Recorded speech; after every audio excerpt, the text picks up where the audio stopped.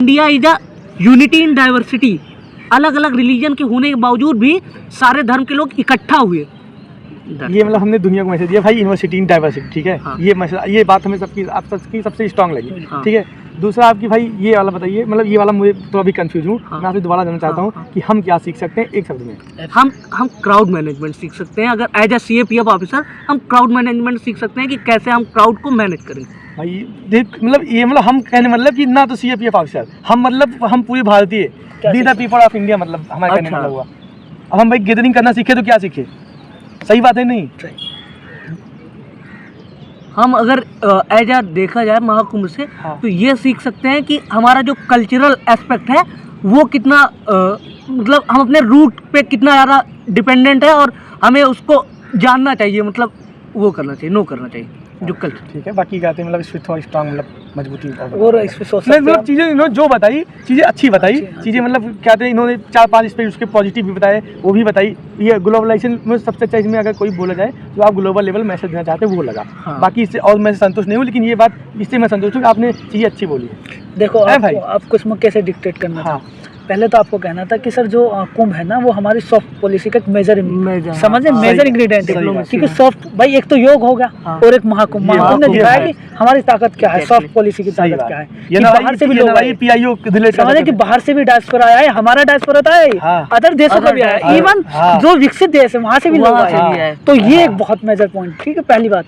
दूसरी बात आप ये बोल सकते थे कि साहब जिस तरह से मतलब हमारा जो मोटो है कि भाई हम विश्व गुरु थे, हाँ। ठीक है, उसमें एक ही बहुत बड़ी कड़ी हो सकता है। हाँ, क्योंकि लोग कनेक्ट होते, लोग आकर देखते हैं कि हाँ। क्या समझ रहे हैं कि नहीं, हाँ। कि भाई कितनी विशाल इनका कल्चर है, कितनी बड़ी संस्कृति है। तो इन्हीं चीज़ों से तो खुश होते हैं सही लोग। बात। समझ रहे हैं कि हमारी संस्कृति की तारीफ कर दी और विश्व गुरु मतलब हाँ, नहीं समझ ये रहा समझते कि आपको एक मतलब लीडिंग पावर पूरे विश्व को कहते हैं, मतलब इसी दिखती से यहाँ को मतलब बुला स्टैंडर्ड सकते हैं। अल्फाज लिया, हाँ, 3-4 नहीं, डिप्लोमेसी के दो 4 वर्डिंग्स हो ना, हाँ, सॉफ्ट पॉलिसी हो गया, हाँ। विश्व गुरु, बस खुश हो हाँ, गया। बुद्ध निरपेक्षता की नीति, समझे? हाँ सर्वधर्म समभाव। भाई आपको सर्वधर्म यही समझा रहा संभाव, हूँ ठीक है। कि एक दो चीज़ें मैंने नोटिस की अभी तक आपकी।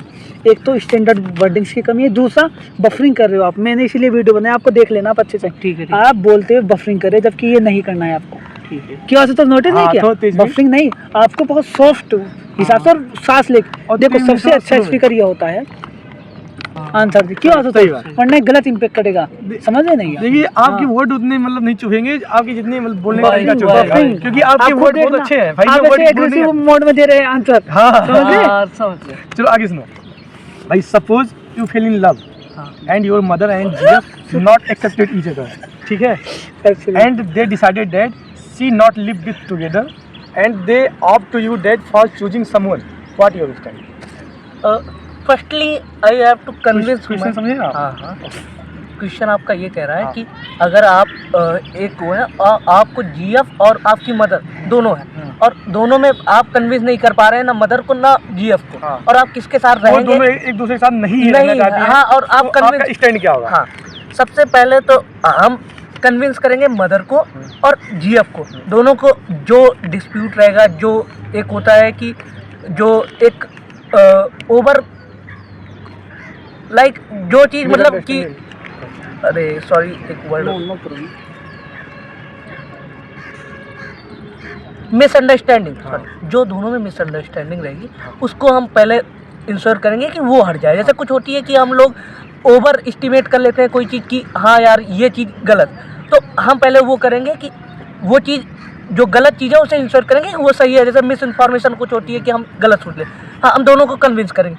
अगर वो नहीं हो पाता है तो फिर हम मदर के साथ जाएंगे और उन्हें कन्विंस करने के बाद मतलब हम पूरी तरीके से कन्विंस करेंगे कि गर्लफ्रेंड को और मदर दोनों को।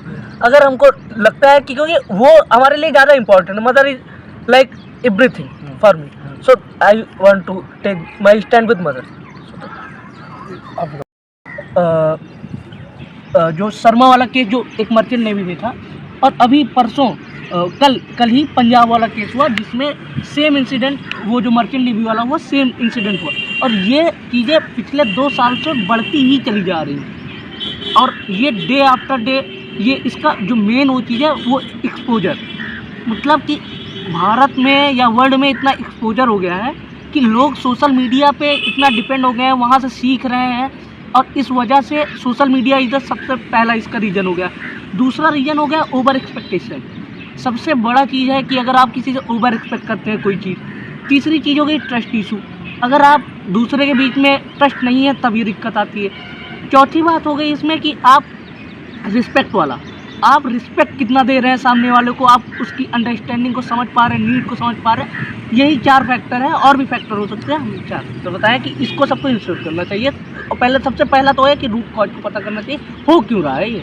पहली बात, the first thing you said there is a 4 factors, you could not say या समझ कि नहीं? Right. But I in the last I said that there are many more factor in Yeah, yeah. 4 of the like tension भी कर दे रहा है। अच्छा, एक चीज़ और सॉरी आपको हाँ। इंटरप्ट किया। इसमें एक चीज़ आप ये बोल सकते हो जो आशुतोष ने बोली कि मतलब संस्कार, मतलब मोरलिटी। हाँ, कि भाई ये इसको ऐसे समझो जैसे तालीम और तरबियत।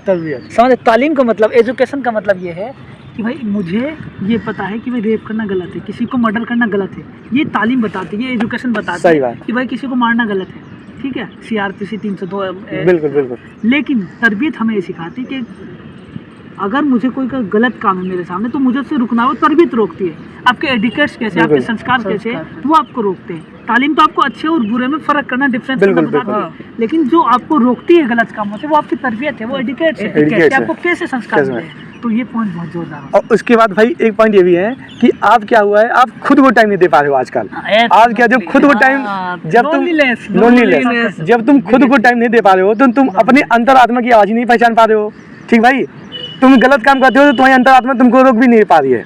और तीसरी चीज़ ये भाई, उसको क्या बोलते हैं कि अरे स्ट्रॉन्ग लॉ का ना होना, लॉ का मिसयूज, लॉ का सबसे Misuse of misuse law. Of Misuse of law law. सबसे बड़ा फैक्टर तो यही है ये हर बहुत- केस में, क्योंकि वोमेन Women को ज़्यादा प्लेइंग कार्ड, बिल्कुल। प्लेइंग कार्ड के थ्रू बिल्कुल। एलुमिनी एक बहुत बड़ा बिल्कुल। धमकी हो गया। तो यही 3-4 पॉइंट्स हो सकते हैं। अच्छा, एक ये चीज़ें हैं कि भाई जैसे हम ये चाहते हैं कि हमारा विजन है 2027 तक 47 ट्रिलियन और 47 तक विकसित भारत, हाँ 27 तक 5 ट्रिलियन हाँ, ट्रिलियन हाँ। और 47 तक है विकसित विकसित भारत। भारत। तो आप क्या सोचते हैं, आप कैसे अचीव कर सकते हैं और हमारे क्या फ्यूचर कोर्स ऑफ एक्शन होने चाहिए? सबसे पहले फ्यूचर कोर्स ऑफ एक्शन ये होना चाहिए कि हमें जो एम्प्लॉयमेंट इशू है, क्योंकि सबसे पहले हमें इंश्योर करना चाहिए कि जो एम्प्लॉयमेंट इतना बढ़ता जा रहा है उसे मुझे टैकल करना पड़ेगा। और ये चीज़ नहीं है कि हम केवल सरकारी नौकरी पे, गवर्नमेंट जॉब पे ही निर्भर कर सकेंगे। गवर्नमेंट को एग्रीकल्चर, उसके बाद इंफ्रास्ट्रक्चर, बिजनेस और सारे एस्पेक्ट को खोलना पड़ेगा और वहाँ इन्वेस्टमेंट करना पड़ेगा जिससे लोगों को वहाँ जॉब मिल सके। जब तक एम्प्लॉयमेंट नहीं होगी तब तक लोग बेरोजगार रहेंगे, अनएम्प्लॉयमेंट रहेंगे और वो इशू होगा। दूसरा रीज़न ये हो गया कि मतलब कि हमें अपने GDP को अगर बढ़ाना है तो हमें मैन्युफैक्चरिंग सेक्टर पे बहुत ज़्यादा वर्क करना पड़ेगा। विदाउट मैन्युफैक्चरिंग पे, जैसे चाइना डेवलपिंग से डेवलप बन जा रहा है, उसकी इकोनॉमी भी बढ़ती जा रही है, तो हमें मैन्युफैक्चरिंग सेक्टर पे काम करना पड़ेगा। तीसरा ये हो गया कि हमें लोगों में एक अवेयरनेस फैलानी पड़ेगी और सही एजुकेशन देना पड़ेगा जिससे लोग और वो हो पाए। चौथा ये हो गया कि हमें सही पॉलिसी इम्प्लीमेंट करनी पड़ेगी गवर्नमेंट की, जैसे कि हो गया हमें ऐसी पॉलिसी इम्प्लीमेंट करनी चाहिए जैसे कि विकसित भारत जैसे वो है। और तो भाई सिद्धार्थ, आपको क्या है ना कि आपने जो पॉइंट बोले एब्सोल्युटली राइट, लेकिन हर चीज़ का बोलने का एक ऑर्डर होता है। हाँ तो आपको कैसे बोलना था, लाइक कि सर 2024 और 25 का जो बजट आया है अभी गवर्नमेंट ने उसमें 5 इंजन जो दिए हाँ, हैं 5 इंजन, फर्स्ट प्रायोरिटी, बिल्कुल। ठीक है। तो हम उनको अगर मैं ऑर्डर वाइज रखूँ, जैसे MSPs को मैं सबसे ऊपर सबसे रखूँ, MSP क्योंकि अगर चाइना का आपने एग्जांपल दिया, मैं वही देता हूँ उसे कि सर जैसे चाइना ने क्या किया है कि जंप किया है डेवलप नेशन में, एज अंडर डेवलप था, तो यहाँ से यहाँ का जो जंप है, जैसे वर्ल्ड बैंक की रिपोर्ट आई है वो कहती है भाई जो भारत है, भारत जो है ना एक जाल में फंस जाएगा, क्योंकि ये भी जंप करना चाह रहा है चाइना की तरह, लेकिन ये नहीं कर पाएगा क्योंकि इसकी इतनी क्रेडिबिलिटी नहीं है। वो क्यों है, वो ऐसा है क्योंकि चाइना में अगर आप देखोगे सर कि वहाँ मैन्युफैक्चरिंग सेक्टर में सबसे ज़्यादा FDI आता है 2024-25 के बजट के अनुसार, लेकिन हमारा जो MSME में जो FDI है वो सर्विस सेक्टर में ज़्यादा आता है एज़ कम्पेयर टू मैन्युफैक्चरिंग। तो हमें क्या करना चाहिए कि हमें FDI ज़्यादा से ज़्यादा मैन्युफैक्चरिंग सेक्टर में करना चाहिए। जब मैन्युफैक्चरिंग सेक्टर में FDI ज़्यादा आएगा तो क्या होगा कि यहाँ उद्योग लगेंगे तो एम्प्लॉयमेंट जनरेट होगा, एम्प्लॉयमेंट जनरेट होगा तो गरीबी कम होगी, गरीबी कम होगी तो खुशहाली आएगी, खुशहाली आएगी तो विकसित भारत ऑटोमेटिक बन जाएगा, लोग खुश होंगे। है कि मतलब अगर आपको बढ़ना है तो एआई का इंक्लूसिव डेवलपमेंट करना ही पड़ेगा, उसको लाना पड़ेगा। एआई के लिए जैसे अभी चाइना ने डीप सीक निकाला, अमेरिका ने चैट जीपीटी और जेमिनी, गूगल बाई जेमिनी, ऐसे तो भारत भी अपना बना रहा है और उसे अनबाइज्ड होना पड़ेगा। जैसे अभी हाल में ही ट्विटर का ग्रोक एआई है,